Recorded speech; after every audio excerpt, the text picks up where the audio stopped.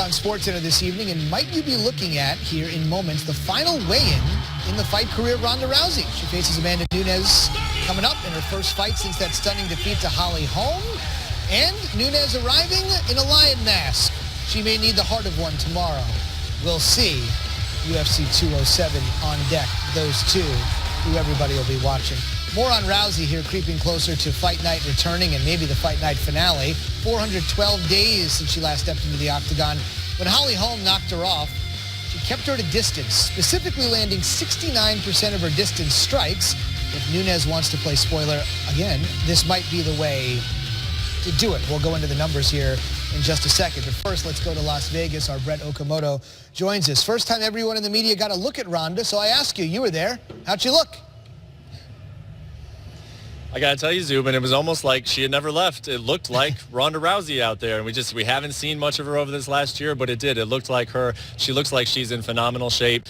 She had her game face on. She's got that Rousey scowl that made her somewhat infamous, at these weigh-in days. She looks like herself. But the question is, will she look like herself on Friday, the night of the fight at UFC 207? She's facing a hard hitter in Amanda Nunes. And we all saw what happened last time she was in the octagon. She took a lot of big shots. So if she is not comfortable taking those big shots, Amanda Nunes can dish them out. Okay, before I let you go, you've been covering the UFC for a long time. You've been to a ton of fights. How has this week and the lead-up, the build-up, been different from other cards?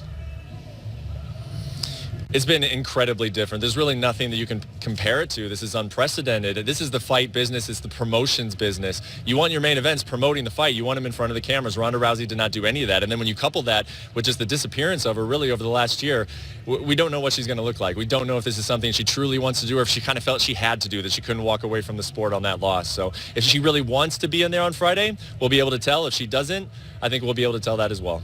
Well, 2017 is going to start well for somebody. It's just a matter of who it is, and we're just hours away from finding out. That's our Brett Okamoto joining us from Vegas, the site of UFC 207. All right, let's talk a little bit more about the matchup. Chael Sonnen and Gilbert Melndez are here. Gil, let's start with you. For those that are unfamiliar with Nunes, I think we all know everything about Rousey. What kind of challenge does she pose for Ronda? Well, Ronda Rousey, she's a very aggressive fighter. She charges at her opponent, she takes them down, and then she submits them. Well, this is what happened until she fought Holly Holm. So Amanda Nunes, she's going to try to do the same thing as Holly Holm, and that is be elusive. Use your footwork to stay outside. Lure Ronda in, who pushes forward and counter with straight punches and immediately get to the footwork and disengage from the striking. Again, Ronda pushing forward, no head movement, no blocking, and just gets countered. Immediately, Holly Holm goes to the footwork and keeps chopping away and repeating the process. Here's Ronda Rousey, a little flat-footed, throws a jab, and immediately Holly counters and disengages immediately from the takedown again.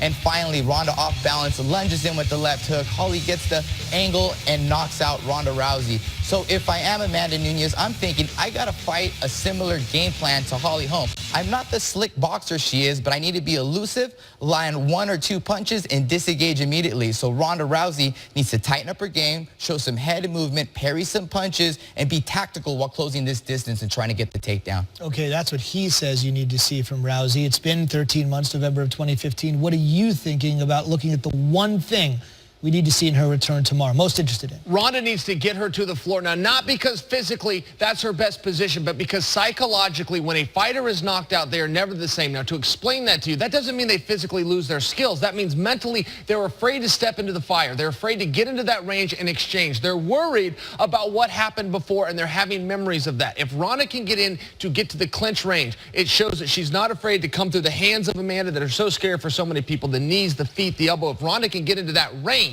and make it her kind of fight, it shows psychologically, and that's what the media and her fellow competitors have questioned, her mindset. It will show that her mindset is that of a champion and she's back to her old self. All right, I guess the last thing to ask, the only thing left to ask, who you got? One at a time. Gil, let's start with you. Well, I think it's 50-50, but I'm leaning towards Ronda. And again, I'm with Chael on this. I'm questioning her focus and her mental toughness at this point. But if she can get through the first few punches, get relaxed in there, she'll be able to get the takedown and she'll be victorious.